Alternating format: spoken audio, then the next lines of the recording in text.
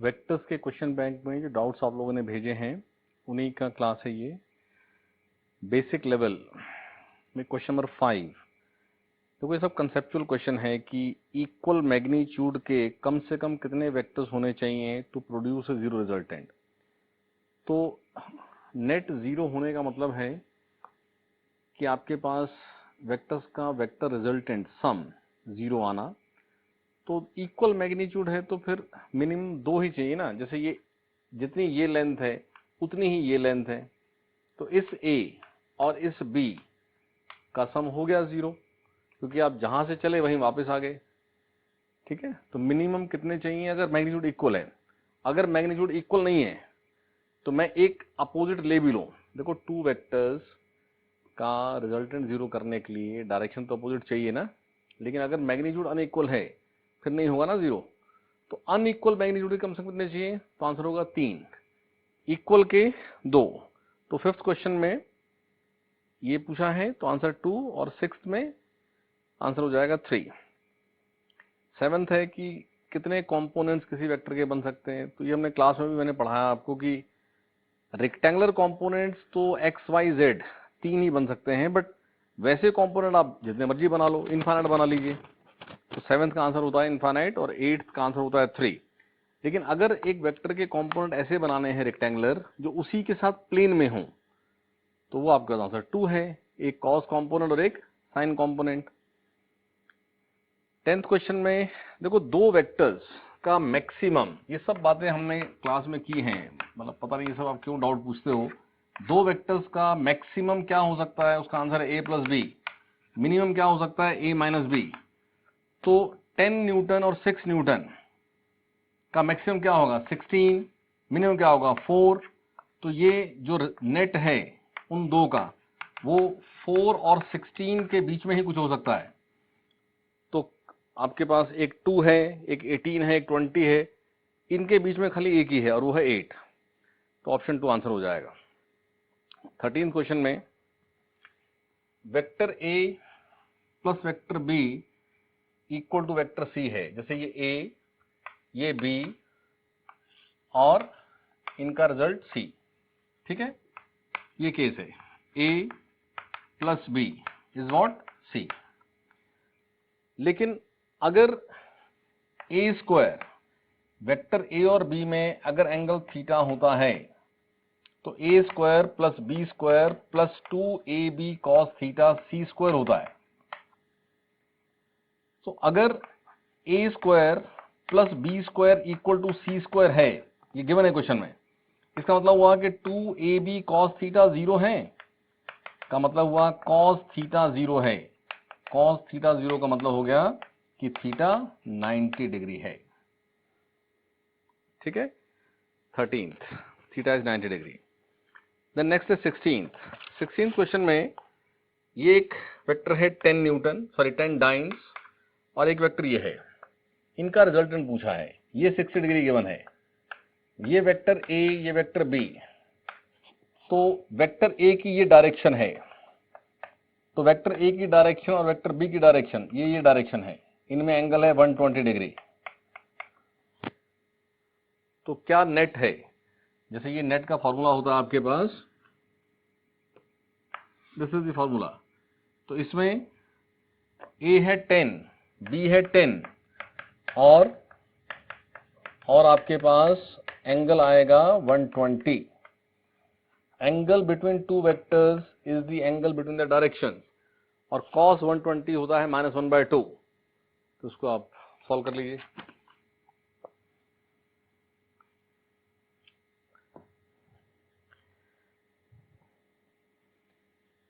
Eighteenth question में आपको दो वेक्टर्स दिए हैं, अब उसका नाम जो मर्जी हो, बेसिकली ये कुछ क्वांटिटी होगी, r क्रॉस p करना है, यानी दो वेक्टर्स का क्रॉस प्रोडक्ट करना है आपको। तो ये 2i cap plus j cap plus k cap ये r है, और 2i cap minus 3j cap plus k cap ये p है। तो क्रॉस प्रोडक्ट का मेथड सीखा तो है आपने।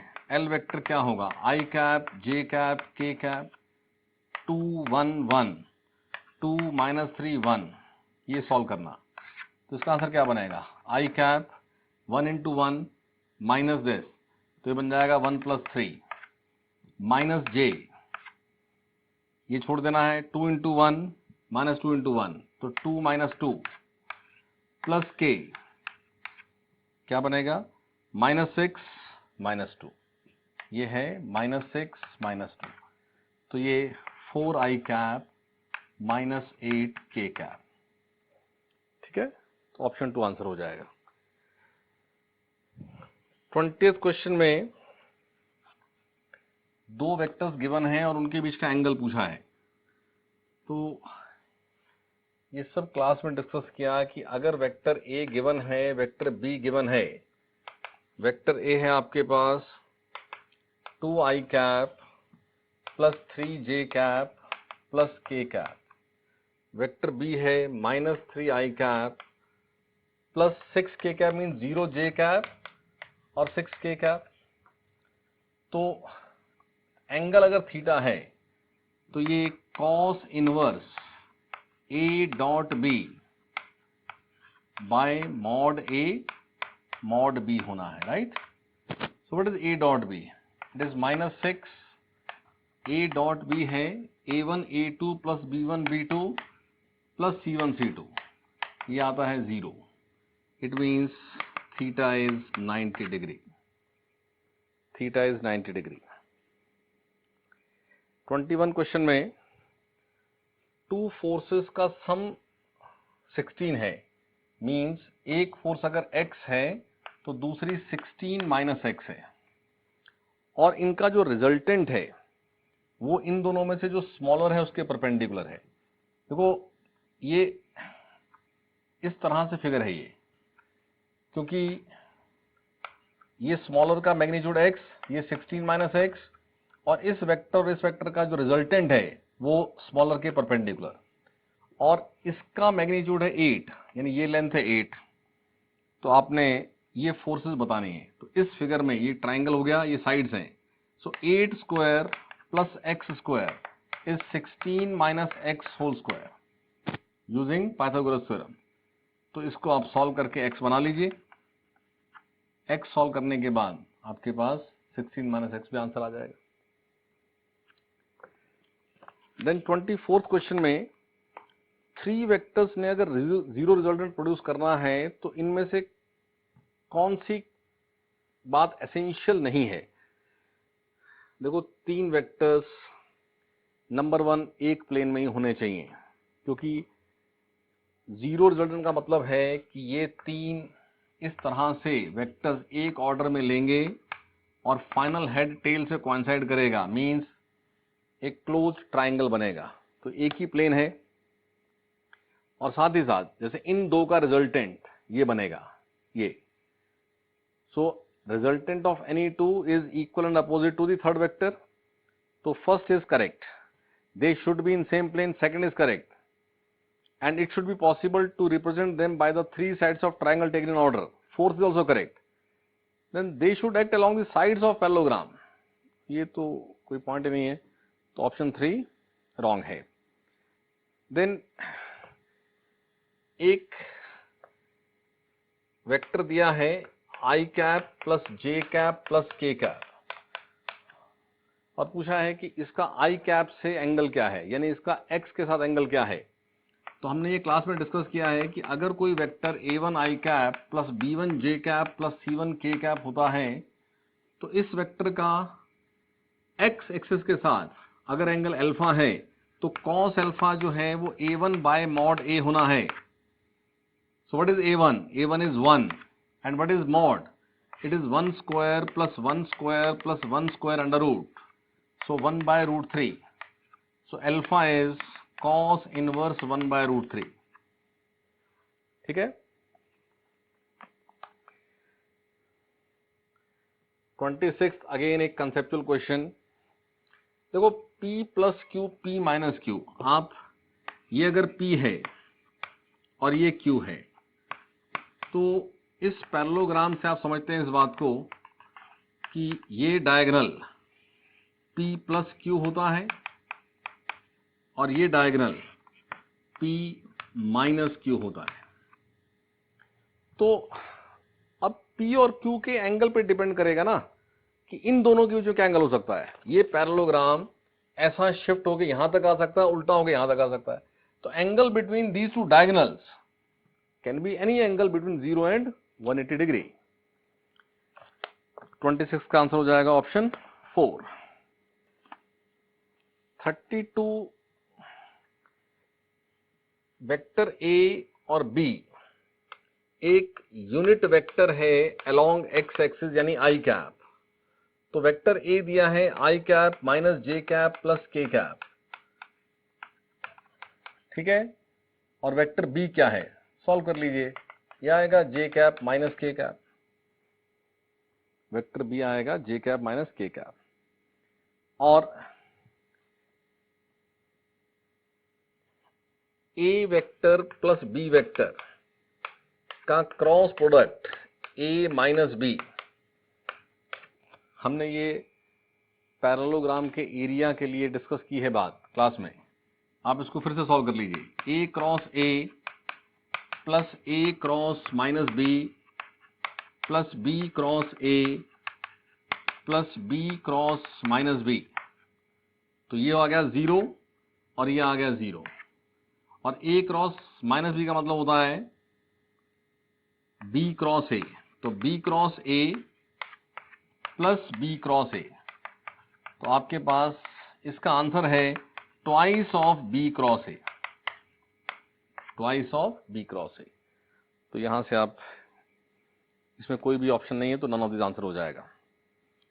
और ये क्लास में बताया मैंने कि A वेक्टर और B वेक्टर जिस प्लेन में होते हैं A प्लस B उसी प्लेन में होता है, और A और B का क्रॉस प्रोडक्ट इसके परपेंडिकुलर होता है प्लेन के। तो what is angle between A cross B and A plus B? Answer is 90 degree. आपको नोट्स में सब बात लिख करके दी गई है, फिर भी आप डाउट पूछ रहे हैं उसके अंदर। Then 38th question, resultant of A and B is perpendicular to A। A और B का रिजल्टेंट अगर A के परपेंडिकुलर है, इसका मतलब है कि B ये है। A और B का रिजल्टेंट परपेंडिकुलर टू A। तो what is angle between vector A and vector B? Vector A ये है और B ये है, यानी ये एंगल पूछ रहे हो आप। तो अगर ये एंगल थीटा है तो इस फिगर में ये साइड है B, तो B cos theta is A, ठीक है। तो थीटा इज या cos theta is A upon B। लेकिन अपने को चाहिए, आपका आंसर ये है alpha. What is alpha? Alpha is 180 minus theta. So what is cos alpha? It is cos 180 minus theta, and cos 180 minus theta is minus cos theta. और cos theta solve किया आपने A अपॉन B, तो ये minus A upon B। So cos alpha is minus A upon B। What is alpha? cos inverse minus A upon B, ठीक है। 40th question,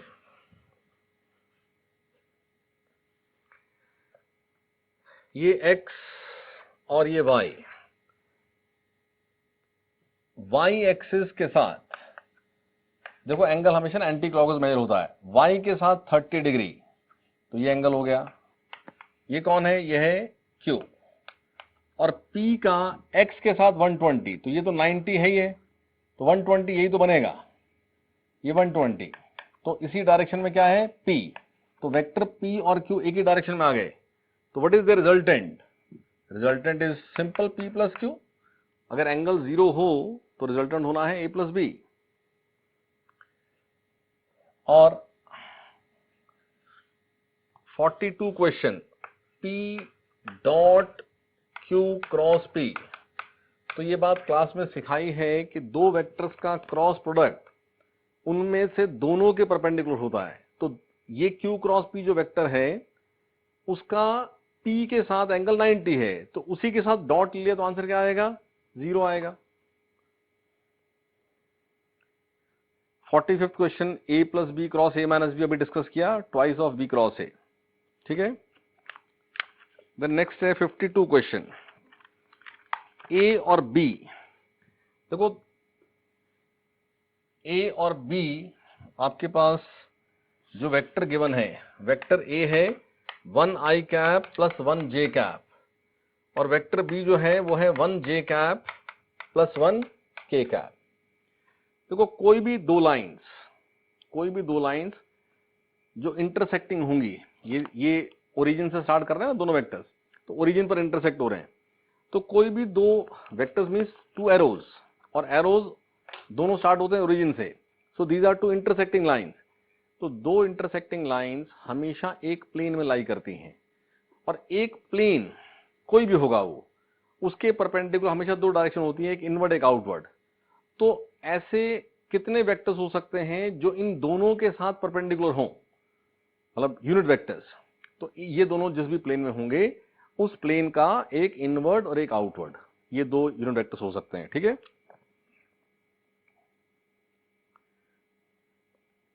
then 59th question में again B cross A dot A किया, फिर से यही, जिनका cross product लेते हो उन्हीं से डॉट ले लोगे तो आंसर आएगा 0। 62 question, angle of vector with x axis. Basic definition होती है वेक्टर की। वेक्टर ए गिवन है 4i cap minus 2j cap plus 6k cap. Vector B है i cap minus 2j cap minus 3k cap, जिससे a plus B solve होगा 5i cap minus 4j cap plus 3k cap. तो इसका अगर angle x के साथ alpha है तो कॉस अल्फा क्या होना है, a1 5 upon 5 square plus 4 square plus 3 square under root. यहां से आप अल्फा सॉल्व कर दीजिए।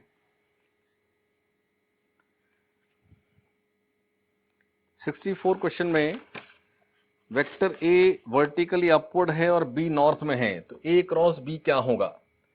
आप ईस्ट वेस्ट को x एक्सिस मान लीजिए, साउथ नॉर्थ को y मान लीजिए, ये दोनों हॉरिजॉन्टल प्लेन हो गया। Now vertically up is positive z and vertically down is negative z। तो vector a is pointing vertically upwards, यानी a is plus k cap and b is towards north, so b is plus j cap, b is plus j cap. So a cross b implies k cross j, k cross j cross k होता है i, k cross j it is minus i हमारे पास waste है, तो answer होगा along waste.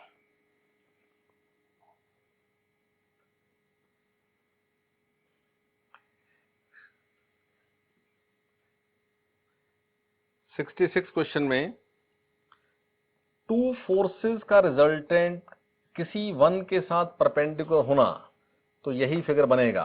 F1 vector F2 vector का resultant है ये F net, और ये perpendicular to one of the force, ठीक है। और इन दोनों में एंगल है 150, यानी F1 और F2 में ये एंगल है 150। एंगल बिटवीन टू वेक्टर्स का मतलब होता है angle between the directions. F1 की डायरेक्शन ये है, F2 की ये है, F2, तो 150 डिग्री। और आपको बताना है कि ये रिजल्टेंट 10 है, ये भी गिवन है, तो जिसके परपेंडिकुलर है वो अदर फोर्स बतानी है, यानी ये वाली साइड बतानी है। तो ये 150 है, तो ये हो गया 30, तो ये साइड अगर F है तो ये F का sin 30 10 है, F sin 30 is 10, so F is 20, so this force is 20।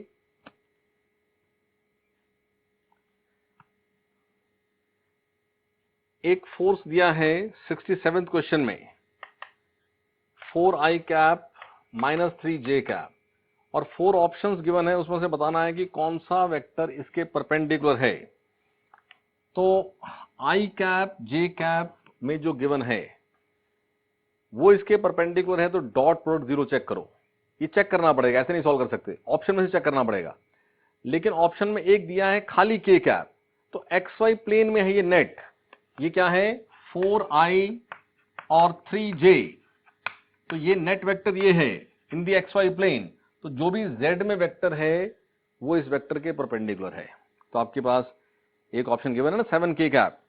वैसे 1 और 4 भी आप चेक करेंगे कि क्या डॉट 0 होता है, क्योंकि खाली यही जरूरी नहीं है, इसी प्लेन में जैसे ये लाइन ये थी तो इसके परपेंडिकुलर ये लाइन बनेगी ना, ये लाइन, तो कोई वेक्टर इस लाइन के अलॉन्ग हुआ तो वो भी इसके परपेंडिकुलर है, तो ऐसा चेक करना पड़ेगा। 69th क्वेश्चन में दो वेक्टर्स हैं ए और बी और उनके बीच में एंगल है थीटा, ये ए और ये बी, इनके बीच में ये एंगल है थीटा, और रिजल्टेंट ये है रिजल्टेंट, और रिजल्टेंट अगर ए के साथ एंगल बनाता है θ/2, तो ये बात हमने डिस्कस की हुई है कि रिजल्टेंट इसके साथ θ/2 तो इसके साथ भी θ/2, तो रिजल्टेंट इन दोनों के बाइसेक्टर के अलॉन्ग तभी पास होता है जब इन दोनों का मॉड सेम हो, तो mod A is equal to mod B. Third option. 71 question में P वेक्टर और Q वेक्टर ये एक ही प्लेन में है और 45 डिग्री एंगल बनाते हैं विद ईच अदर, और R कोई वेक्टर है जो इस प्लेन के परपेंडिकुलर है, तो which of the following is possible. इसमें क्या डाउट है, इनका क्रॉस प्रोडक्ट ही इक्वल हो सकता है और किसी वजह से बने नहीं सकता है, तो P क्रॉस Q ही आपके पास R हो सकता है, मतलब पॉसिबल, तो यही पॉसिबल है, क्रॉस प्रोडक्ट ही ऐसा होता है ना जो प्लेन के परपेंडिकुलर होता है। 75 question, component of a vector, तो अब समझो इस पॉइंट को, अगर लिखा है रेक्टेंगुलर कंपोनेंट वो हमेशा छोटा होगा, लेकिन कंपोनेंट वर्ड आ गया तो दो वेक्टर्स का सम, जैसे ये वेक्टर है मेरे पास C और मैं A वेक्टर और B वेक्टर ऐसे बना दूं, तो C vector is written as A plus B, so these A and B are the components and both A and B are more than C magnitude wise, तो component of any vector answer है कि बड़ा भी हो सकता है छोटा भी हो सकता है, लेकिन रेक्टेंगुलर कंपोनेंट पूछो तो वो हमेशा छोटा होगा। ठीक है, यहां रेक्टेंगुलर वर्ड यूज नहीं किया है, इसलिए हमारे पास आंसर जो है वो कोई भी नहीं बन रहा है, वो छोटा भी हो सकता है बड़ा भी हो सकता है इक्वल भी हो सकता है, लेकिन रेक्टेंगुलर बोल दिया तो वो लेस ही होगा। 77 simple question, A cross B का मॉड 0, A क्रॉस B का मॉड होता है mod A mod B sine theta, तो अगर ये 0 है, ये 0 है, तो या तो थीटा 0 है या फिर मॉड A 0 है या मॉड B 0 है, ठीक है ना, या A और B में एंगल 180 है क्योंकि साइन 180 भी 0 होता है, तो क्या पॉसिबल नहीं है, आंसर है कि angle between A and B is 90 degree. Then C vector A cross B 78 question में vector A is -4i cap plus 3j cap and vector B it is 2i cap plus 5j cap. A cross B हमें चाहिए, ये i cap j cap k cap -4 3 0 2 5 0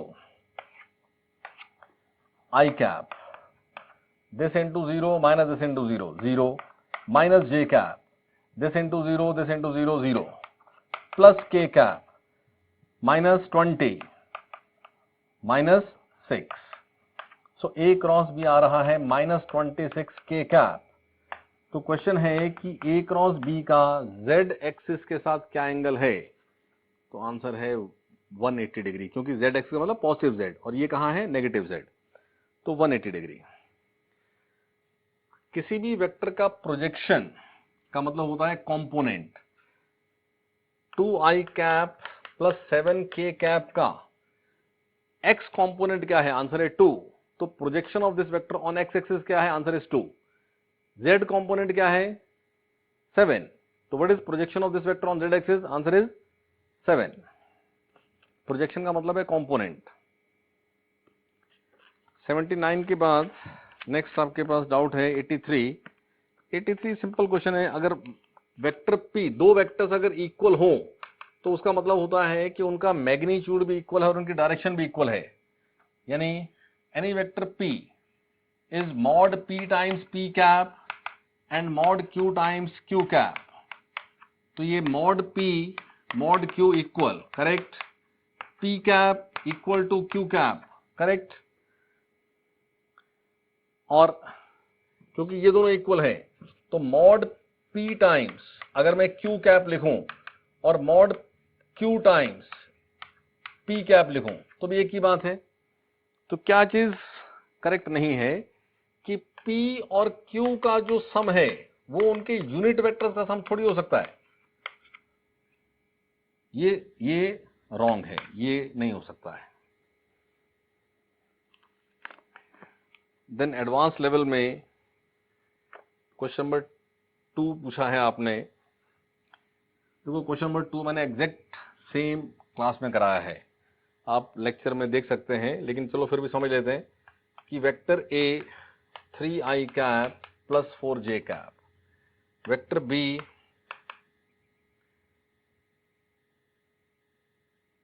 i plus j। Question है कि component of A ढूंढना है जो इस B के परपेंडिकुलर हो और सेम प्लेन में हो।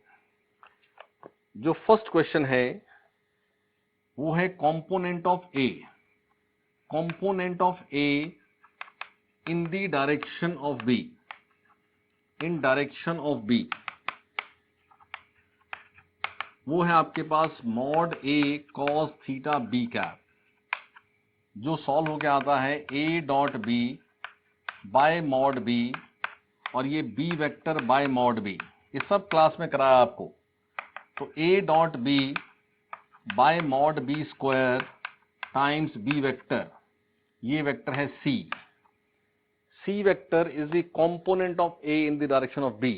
यानी ये अगर वेक्टर A है और ये वेक्टर B है तो A का कंपोनेंट B की डायरेक्शन में ये C हुआ और ये D हुआ। क्वेश्चन नंबर 1 में C पूछा है जो आपने सॉल्व किया। 1 आप में से किसी ने डाउट नहीं पूछा है, 2 डाउट पूछा है। अब 2 क्वेश्चन में का मतलब है D फाइंड आउट करना। तो इस वेक्टर डायग्राम में C प्लस D A होना है। A नोन है, C नोन है, तो D क्या होगा? D होगा ना A माइनस C। तो इस A में से ये C माइनस करेंगे, आ जाएगा D vector.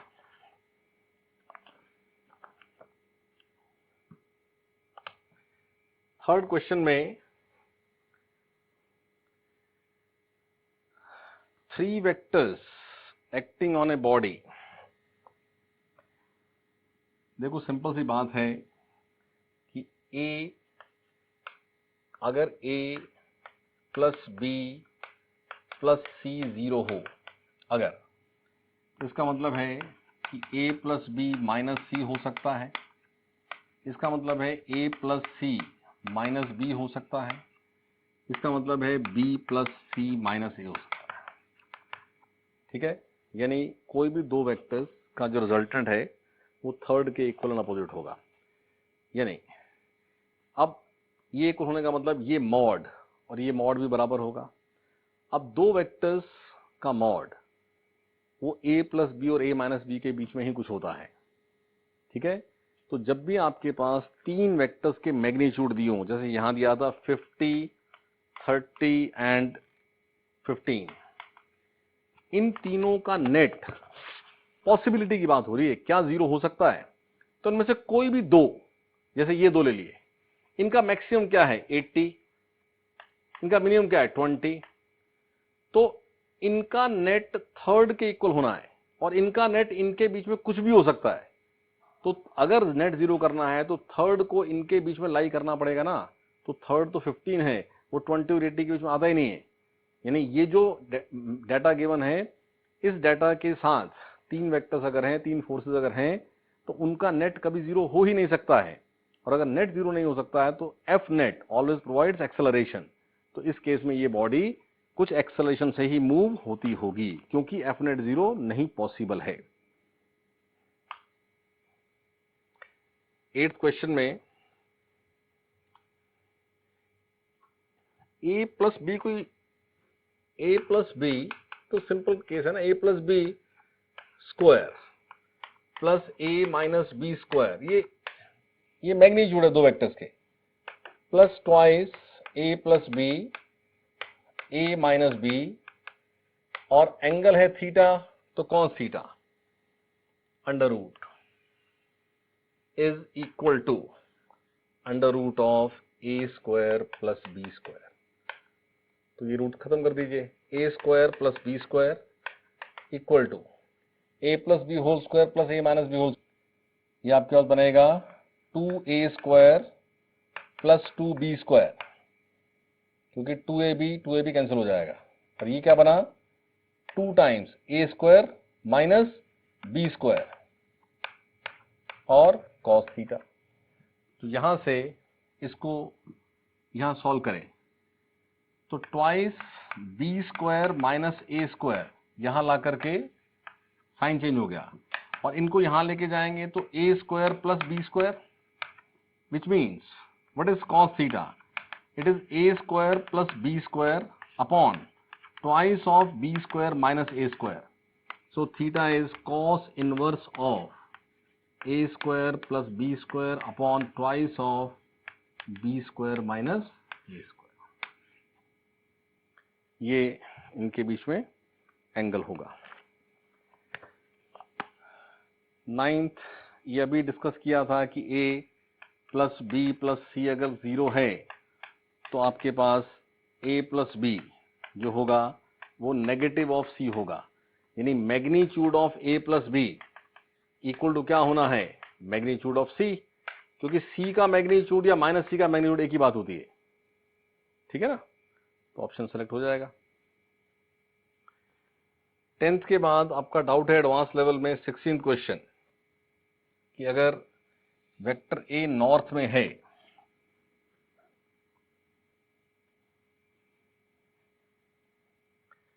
East west north south, vector A north में है, vector B south west, south और वेस्ट का बाइसेक्टर ये है वेक्टर बी साउथ वेस्ट, यानी ये भी 45 और ये भी 45 साउथ वेस्ट।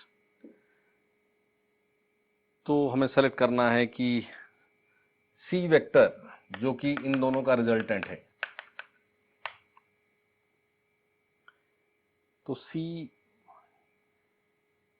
इसमें वैसे क्या कंफ्यूजन है, ये तो होना ही है कि सी का मॉड क्या है, आंसर है mod of A plus B, बस इसमें तो कुछ सॉल्व करना ही नहीं है, कुछ भी नहीं करना है, ये तो होता ही है, ये सब कुछ भी ना दिया हो, ठीक है। तो 16th एक सिंपल केस। 18th में which of the following operation will not change A vector. देखो वेक्टर का मैग्नीट्यूड, वेक्टर की डायरेक्शन, आप वेक्टर को सिर्फ ट्रांसपोर्ट कर सकते हैं, उसको रोटेट करेंगे तो डायरेक्शन बदल नहीं जाएगी, rotation in its own plane, rotation perpendicular to plane, rotation about tilt, सब चेंज कर देंगे। एक ही चीज वेक्टर को चेंज नहीं करती है, उसको आप उसी की डायरेक्शन के पैरेलल ट्रांसपोर्ट करें। ऐसा करने से ना तो मैग्नीट्यूड बदलता है ना डायरेक्शन बदलती है, रोटेशन में तो बदल जाएगी ना डायरेक्शन, तो कोई भी आंसर करेक्ट नहीं है। तीनों ही केस 1 2 3 जो गिवन है they will change the vector. Then आपने 22 पूछा है, देखो एक एग्जांपल से समझे बात, चेंज इन दी वेक्टर, जैसे वेलोसिटी होती है, एक v वेलोसिटी है और ये डेल्टा v है, चेंज इन वेलोसिटी। क्वेश्चन है कि इस v वेक्टर और डेल्टा v वेक्टर में क्या एंगल होगा अगर डेल्टा a का मॉड वही होगा जो डेल्टा ऑफ मॉड a होगा। आप समझे कि अगर v वेक्टर 3i कैप है, ठीक है, और ये v इनिशियल था, फिर v final suppose 5i cap है, तो जो v का मॉड है, इनिशियल क्या था 3, फाइनल क्या था 5, तो delta in the mod of v क्या है 2, 5 माइनस 3, और डेल्टा v वेक्टर क्या आता है, वो भी आता है 2i कैप, तो डेल्टा v वेक्टर का मॉड क्या है, आंसर है वो भी 2।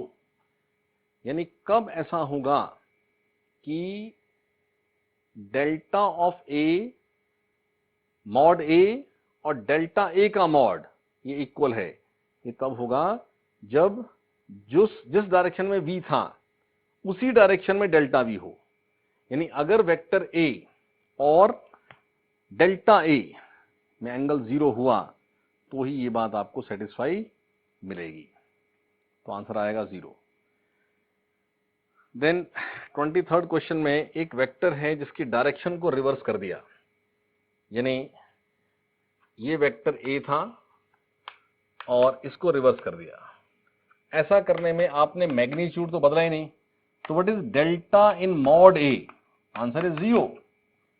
But what is delta a, delta a का मॉड, दो वेक्टर्स में एंगल 180 हो तो उनका सब्ट्रैक्शन a प्लस b होता है, तो डेल्टा a आएगा 2a, यानी a वेक्टर ये था ना, तो देखो initial a initial is plus a final is minus a, so what is a final minus a initial, तो ये आपके पास माइनस 2a आएगा ना, तो डेल्टा a वेक्टर जो है वो माइनस 2a है, ठीक है।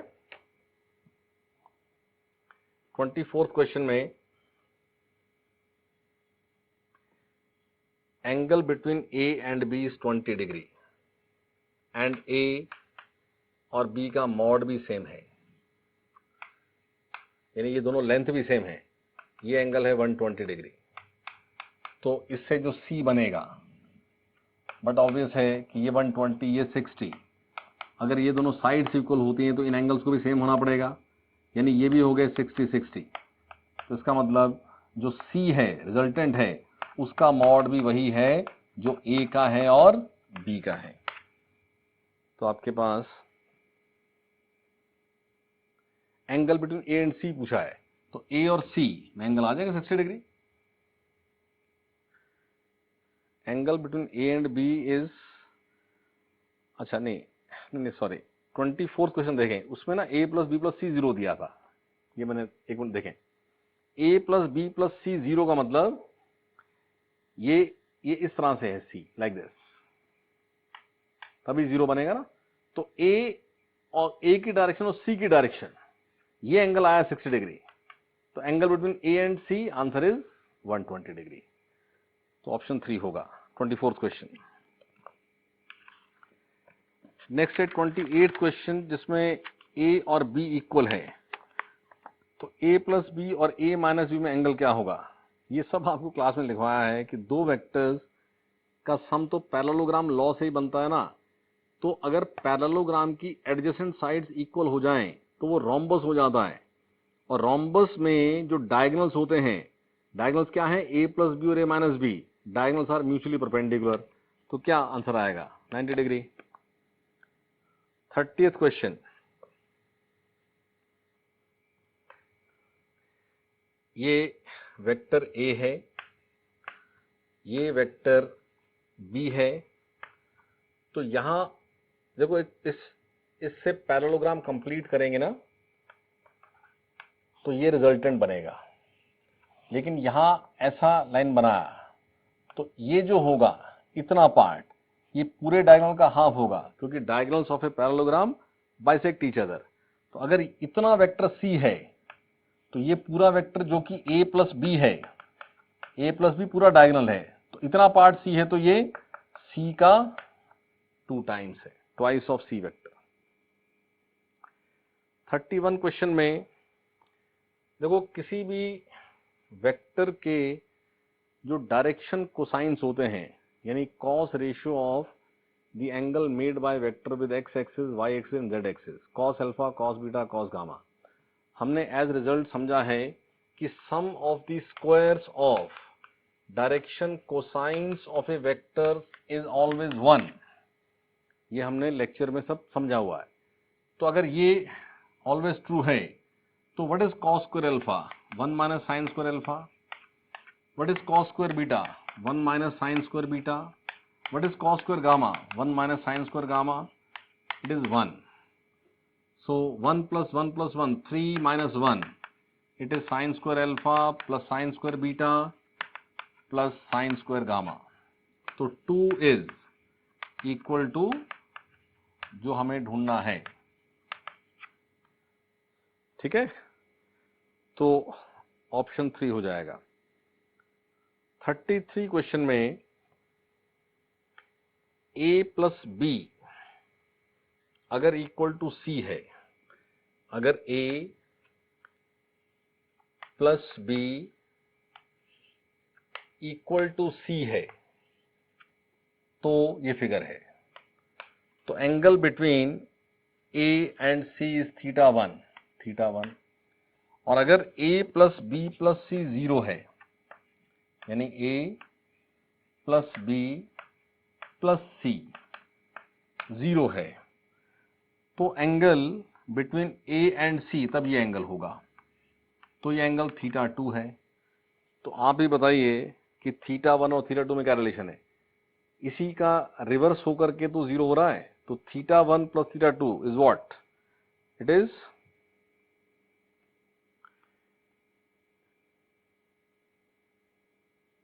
अच्छा, एक चीज इसमें और है ना, हमें a equal to b equal to c भी दिया है।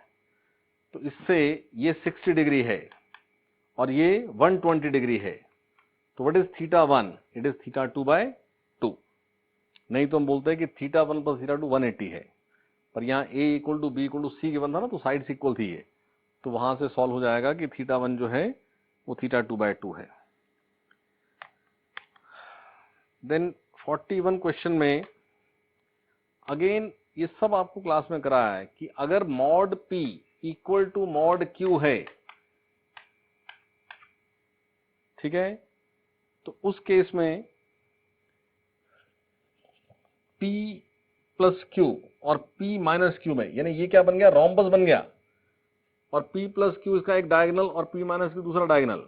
तो अगर एक रोम्बस होता है तो उसके डायगोनल्स क्या होते हैं? Mutually perpendicular. तो 41 का आंसर आ जाएगा ऑप्शन 4। ठीक है, देन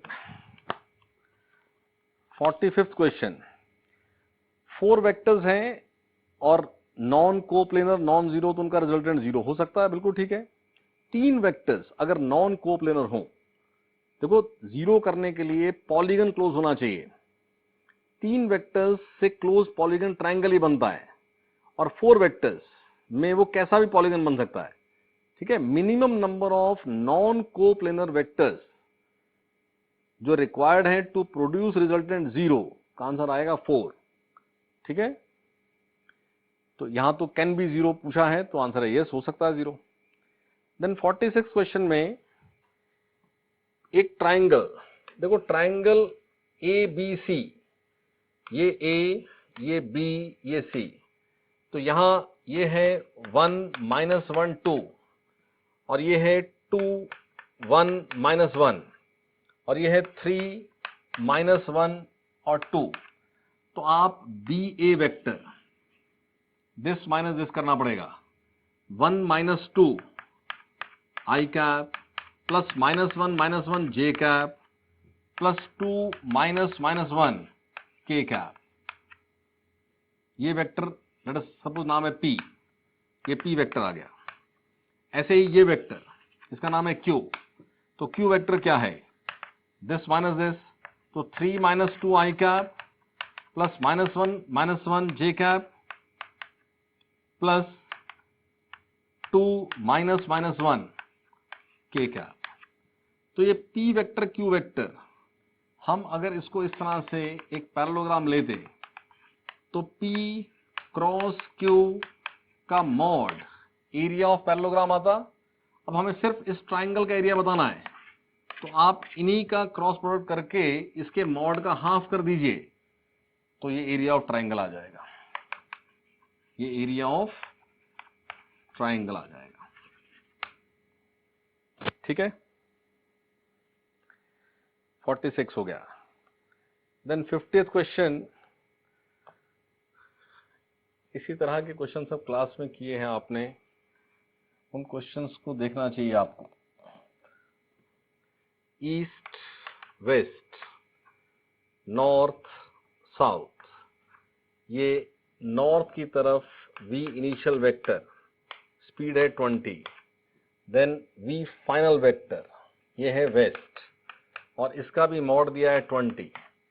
डेल्टा v वेक्टर, दो ऐसे वेक्टर्स सब्ट्रैक्ट करने हैं जो कि म्यूचुअली परपेंडिकुलर हैं, तो डेल्टा v वेक्टर का मॉड क्या आएगा? आंसर है 20 square plus 20 square under root that is 20 root 2। और डायरेक्शन चाहिए तो delta v vector it is v final vector plus negative of v initial vector. Negative of v initial means ये direction,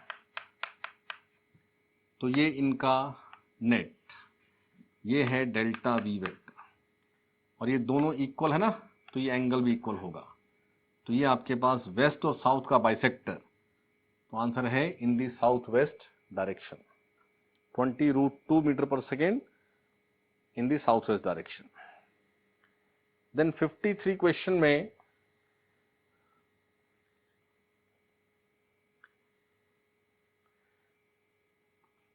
एक particle का position vector given है,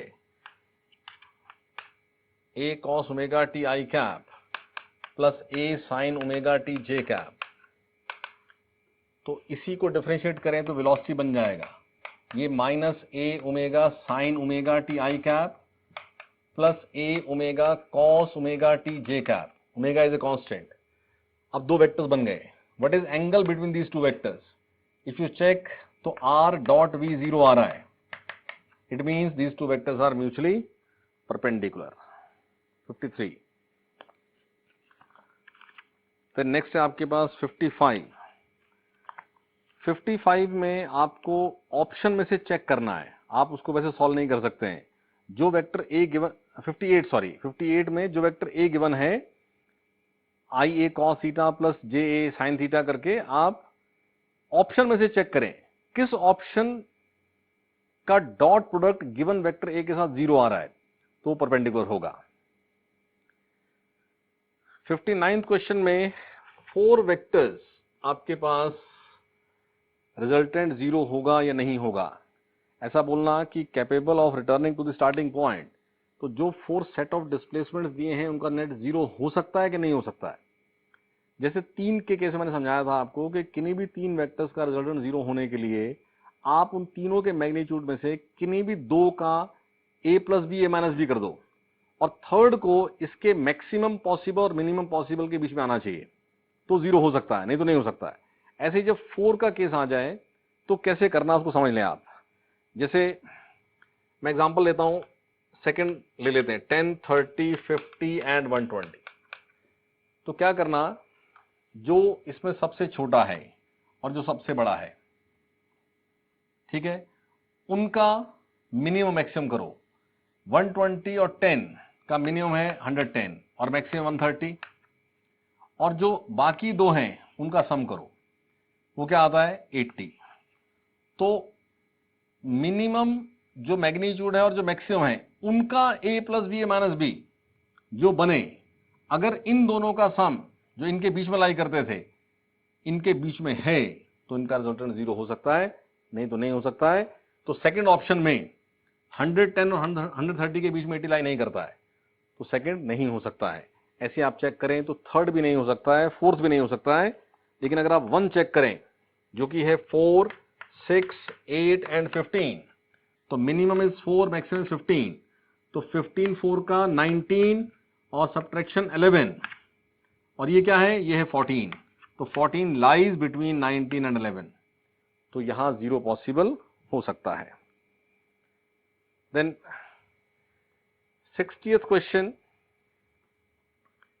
किसी vector A का component B के अलॉन्ग, तो वेक्टर ए और ये है वेक्टर बी, अगर इनके बीच में एंगल थीटा है तो component of A in the direction of B क्या होना है, mod A cos theta B cap, mod A cos theta B cap. तो यहां से what is mod A cos theta, it is A dot B by mod B, ठीक है। और यहां पर क्या है, बी बी कैप। तो 60th क्वेश्चन में खाली हमें इसका ना मैग्नीट्यूड बताना, यानी ये नहीं चाहिए, खाली मॉड ए कॉस थीटा चाहिए, मॉड ए कॉस थीटा। तो ए डॉट बी क्या होता है, mod A mod B cos theta, तो मॉड बी डिवाइड कर दिया। But B vector by mod B क्या बनेगा, ये बनेगा बी कैप। तो A vector dot B cap, ये आपका आंसर हो जाएगा।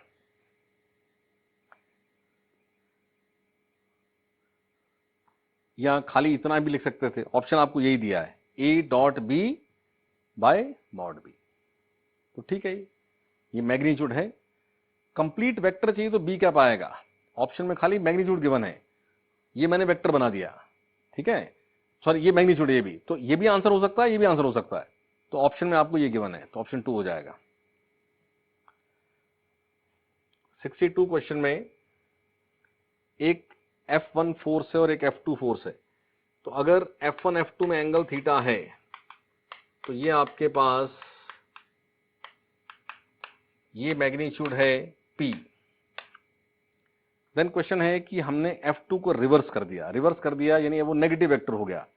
तो अभी उनका सम करने जाओगे तो अपने आप यहां आपके पास -2 F1 F2 cos थीटा हो जाएगा, और तब रिजल्टेंट है Q, तो ये Q स्क्वायर है। तो what is the value of P square plus Q square, तो इनको ऐड करें तो ये कैंसिल हो जाएगा, twice F1 plus F2 square बनेगा P square plus Q square. 62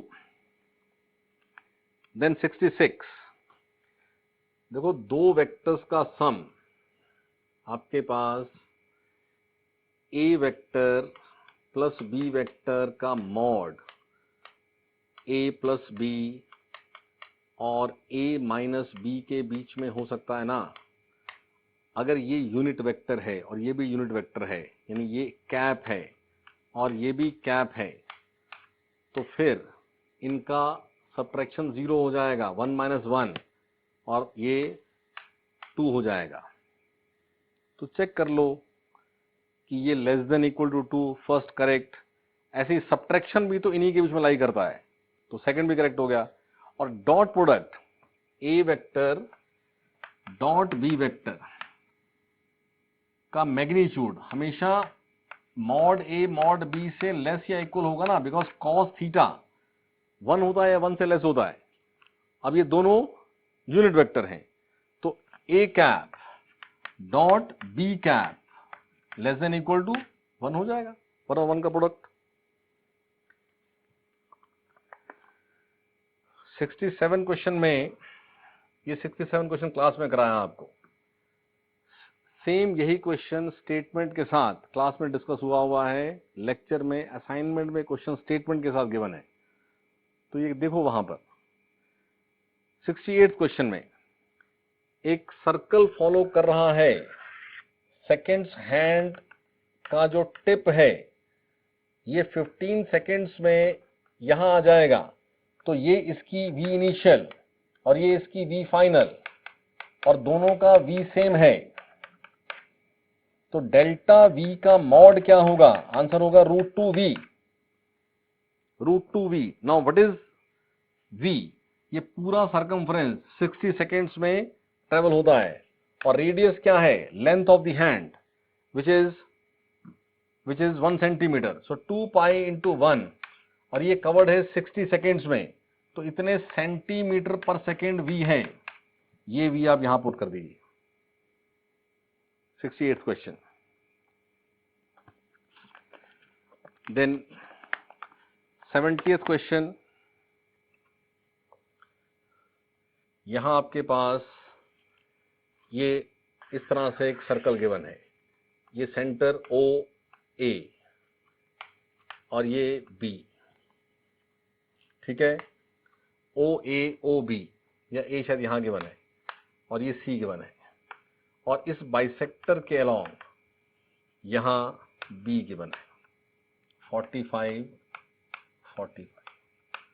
अब देखो ये भी आर है, ये भी आर है, ये भी आर है। क्वेश्चन ये है कि तीनों का सम बताना है, O A plus O C plus O B. तो ओ ए और ओ सी का सम करें पहले, तो दोनों इक्वल मैग्नीट्यूड के हैं, तो रिजल्टेंट ओ बी के लॉन्ग ये आएगा, कितना आएगा, √2r, और ये r उसी डायरेक्शन में है, यानी ए और सी, ओ ए प्लस ओ सी हम बनाए वो कुछ ओ डी बनता है, तो vector O D and vector, देखो ये ऐसा बनेगा, इनका सम ये है ओ डी, तो O D is mod of O D is √2r, और ओ बी का मॉड है r, और ओ बी और ओ डी में एंगल है 0, तो आपके पास आंसर आएगा √2r प्लस r, यानी r कॉमन √2 + 1, ठीक है। वेक्टर ए और वेक्टर बी नॉन कोलिनियर का मतलब वो एक लाइन में नहीं है, और इनका सम 0 हो रहा है, टू नॉन कोलिनियर का सम 0 कभी हो ही नहीं सकता है, और x टाइम्स ए प्लस वाई टाइम्स बी करके 0 हो रहा है। इसका मतलब ये है कि इनका सम तो 0 होना ही नहीं था, क्योंकि ये एक लाइन में ही नहीं है, तो फिर भी सम 0 है। तो ऐसा कब पॉसिबल है, जब x भी 0 हो और y भी 0 हो, क्योंकि x और y अगर नॉन 0 हो गए ना, तो नॉन कोलिनियर वेक्टर्स का रिजल्टेंट कभी 0 नहीं हो सकता है। एक लाइन में होंगे तो ही तो इक्वल एंड अपोजिट कर पाओगे ना आप उसको, तो ये अगर 0 है तो तभी पॉसिबल है। देन 72 क्वेश्चन,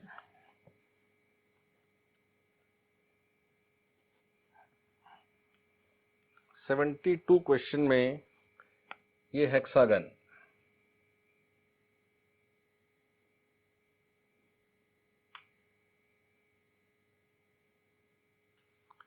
और इसमें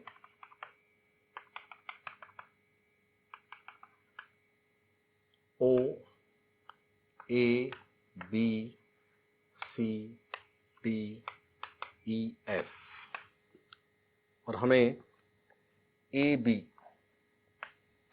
plus B A C plus A D plus A E plus A F बताना है।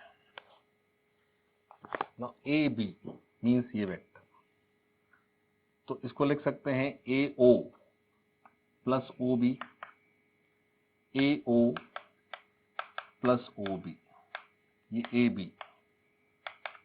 ए सी को लिख सकते हैं ए ओ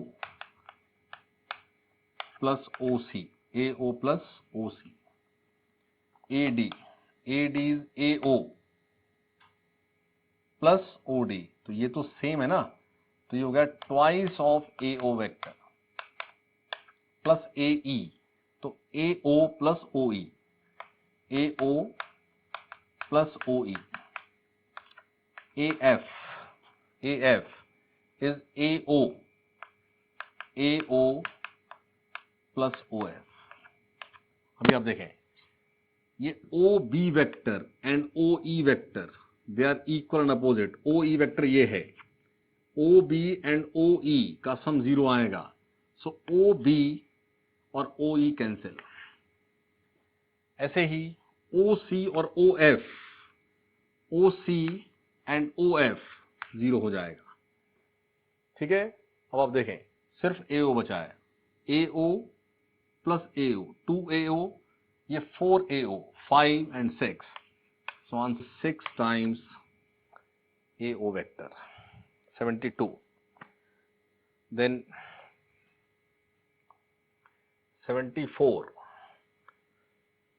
U turn, मतलब ये एक कार ऐसे जाती हुई और फिर ये ऐसे टर्न हो गई, यानी V इनिशियल वेक्टर और V फाइनल वेक्टर में एंगल हो गया 180, तो डेल्टा वी वेक्टर का मॉड क्या बनेगा, ये भी 25 है, ये भी 25 है, क्योंकि इन दोनों में एंगल 180 है, तो a प्लस बी यानी 50।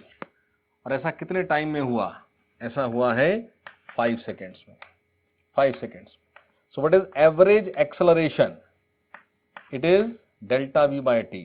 So 50 upon 5, it is 10 meter per second square.